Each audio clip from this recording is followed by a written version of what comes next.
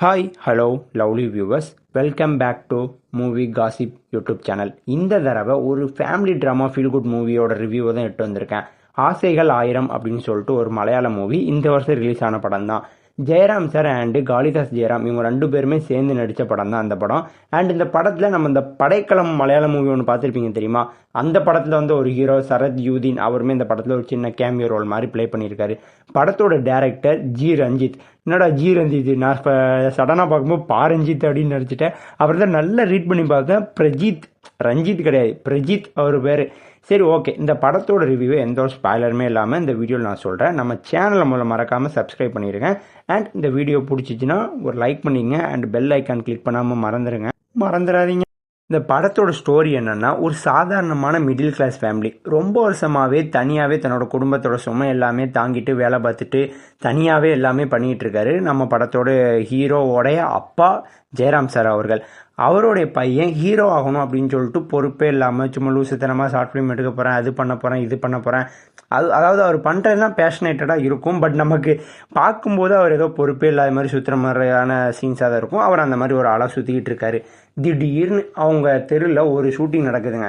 அந்த ஷூட்டிங்கில் திடீர்னு எதிர்பாராமல் நம்ம ஹீரோவோட அப்பா ஜெயராம் சாருக்கு ஒரு நடிக்கிறதுக்கு ஒரு வாய்ப்பு கிடச்சி அவருமே வேறு லெவலில் நடித்து அது பெருசாக ட்ரெண்ட் ஆகி ரொம்பவுமே பிரபலம் ஆகிடுறாரு. அதாவது ஹீரோ தான் நம்ம ஹீரோ ஆகணும் அப்படின்னு சொல்லி ஆசைப்பட்டுட்டு இருப்பார். ஆனால் அவர் அப்பாவுக்கு எதிர்பாராமல் ஒரு சான்ஸ் கிடச்சி அவர் அப்பாவுக்கு ஒரு விருப்பம் வந்துடும், நம்மளும் இதை ட்ரை பண்ணலாம் அப்படின்னு சொல்லிட்டு அவர் அப்பாவும் ட்ரை பண்ண ஆரம்பிப்பார். பிள்ளையும் ஒரு இடத்துல ட்ரை பண்ணுவாங்க. ரெண்டு பேருக்கும் ஒரு இடத்துல ஒரு ஈகோ கிளாஷ் மாதிரி ஆயிரும். அதுக்கப்புறம் என்ன ஆச்சு அப்படிங்கிறதான் படத்தோட ஸ்டோரி. உண்மையிலே சொல்லணும்னா கொஞ்சம் ஸ்லோவாக தாங்க ஸ்டார்ட் ஆச்சு. ஃபர்ஸ்ட் ஹாஃப் கொஞ்சம் சுமாராக தான் இருக்கும், கொஞ்சம் கஷ்டப்பட்டு உட்காந்து பாருங்கள். ஆனால் செகண்ட் ஹாஃப் உண்மையிலே கொஞ்சம் இன்ட்ரெஸ்டிங்காக இருக்கும். கிளைமேக்ஸ்லாம் ரொம்பவுமே எமோஷ்னலாகவே இருக்கும். ஃபிலிம் மேக்கர்ஸ் அப்புறம் இந்த ஹீரோ ஆகணும்னு ஆசைப்படுறவங்க, சினிமாக்குள்ளே போகணும்னு ஆசைப்படுறவங்களுக்குலாம் இந்த படத்தில் கிளைமேக்ஸ் உண்மையிலே ரொம்பவுமே கனெக்டாக இருக்கும். எனக்குமே உண்மையிலே ரொம்பவுமே கனெக்டாக இருந்துச்சு. கிளைமேக்ஸ்லாம் கொஞ்சம் கண்ணில் தண்ணீர்களோட தான் நானும் உட்காந்து பார்த்தேன். அப்புறம் ஜெயராம் சாரோட ஆக்டிங் பற்றி கண்டிப்பாக சொல்லியே ஆகணும். உண்மையிலே எக்ஸ்ட்ரானரியாக ப்ளே பண்ணியிருக்கிறாரு. அவருடைய ப்ளஸ்ஸு அந்த யதார்த்தமான ஆக்டிங்கை கொண்டு வர்றதை அது உண்மையிலே சூப்பராகவே பண்ணியிருந்தாங்க. அவரோட பையன் காளிதாஸ் அவர்களுமே நல்லா தான் பண்ணியிருந்தார். இருந்தாலுமே அப்பா பக்கத்தில் வச்சு பிள்ளைய பார்க்கும்போது என்னதான் இருந்தாலும் இவன் அப்பனோட கொஞ்சம் கம்மி தான்டா அப்படிங்கிற மாதிரி தான் ஒரு ஃபீல் இருந்துச்சு. அவர் இன்னுமே ஒன்றரை இடங்கள்ல அதாவது ரொம்பவுமே அவரோட ஆக்டிங்கை வெளிப்படுத்தி கிளாப்ஸ் வாங்கக்கூடிய ஒரு சில சீன்லாம் கொஞ்சம் சுமாராக நடித்த மாதிரி தான் எனக்கு கொஞ்சம் ஃபீல் ஆகிருந்துச்சு. சாதாரணமாகவே நம்ம ஜெயராம் சார் உண்மையிலே சூப்பராக எக்ஸ்ட்ரானரியாக நடித்து கிளாப்ஸ் வாங்கிட்டு போயிடுறாரு. அப்படி இருக்கும்போது அவர் இன்னுமே கொஞ்சம் எஃபோர்ட் போட்டு நடிச்சிருந்தோம்னா அந்த சீன்ஸ்லாம் இன்னுமே சூப்பராகவே வந்திருக்கும். இந்த படத்துக்கு எனக்கு உண்மையில ரொம்பவுமே பிடிச்ச ஒரு படமாக தாங்க இருந்திருக்கு.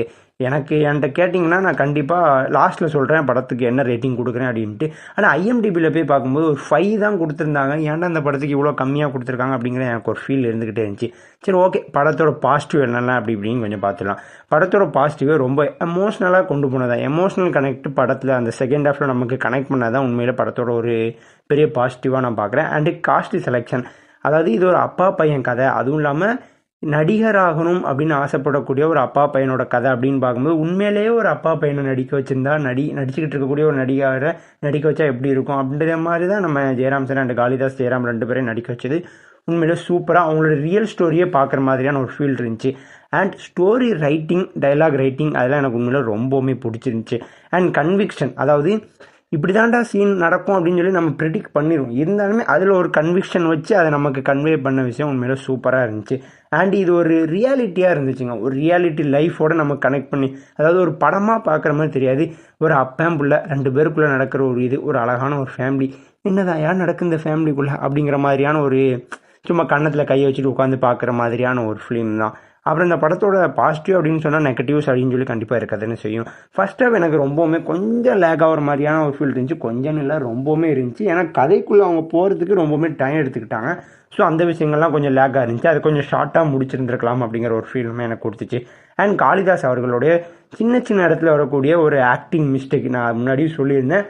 அதுவுமே எனக்கு கொஞ்சம் கனெக்ட் ஆகாத மாதிரி ஃபீல் ஆச்சு. அதாவது அந்த மாதிரி இடங்கள்லாம் ரொம்பவுமே சூப்பராக இவ்வளோ அழகாக நடிக்கிறாரு அப்படின்னு பார்க்க வேண்டிய சீன்லாம் இன்னும் இவர் கொஞ்சம் ஆக்டிங் அப்படிங்கிற மாதிரியான பார்க்குற மாதிரியான விஷயங்கள்லாம் ஆயிடுச்சு. அண்ட் ரொம்பவுமே ப்ரெடிக்டபிளான ஒரு கிளைமேக்ஸு. அண்டு ஒரு சில அன்கனெக்டான கேரக்டர்ஸ், ஒரு சில கேரக்டர்லாம் பெருசாக நம்ம கூட கனெக்டே ஆகாது. ஆனால் அந்த படத்தில் வரக்கூடிய அப்பாவாக இருக்கட்டும், பையனாக இருக்கட்டும், இவங்களுடைய மனைவி, அதாவது ஹீரோவோட அம்மாவாக இருக்கட்டும், இவங்க 3 பேரோட கேரக்டருமே நம்ம ஆடியன்ஸோட ரொம்பவுமே கனெக்ட் ஆகிருக்கும். அது உண்மையிலே ரொம்பவுமே பெரிய ப்ளஸ்ஸாக தான் நான் பார்க்குறேன் படத்தில். இந்த படத்துக்கு என்னோட ரேட்டிங் 50க்கு 38. ஆனால் ஐஎம்டிபியில் ஏன் ரொம்ப கம்மியாக கொடுத்துருக்காங்க அப்படின்னு சத்தியமாக எனக்கும் தெரில. உண்மையிலே ஒரு நல்ல ஃபேமிலி ட்ராமா மூவி, அதாவது ரொம்பவுமே ஒரு ஆக்ஷன் மூவி அந்த மாதிரி பார்த்து பழகிட்டீங்க, ஒரு அமைதியாக உட்காந்து சில்லாக ஒரு படம் பார்க்கணும் அப்படின்னா கண்டிப்பாக இந்த மூவியை நான் சஜெக்ட் பண்ணுவேன். இந்த படம் ஆசைகள் ஆயிரம் ZEE5ல தமிழ்லையுமே அவைலபிளாக இருக்குது. ஸோ பார்க்கணுன்னு ஆசைப்படுறவங்க போய் செக் பண்ணி பார்த்துக்குங்க, படமாக இருங்க. அண்ட் அடுத்து ஒரு நல்ல படத்தோட உங்களை வந்து சந்திக்கிறேன்.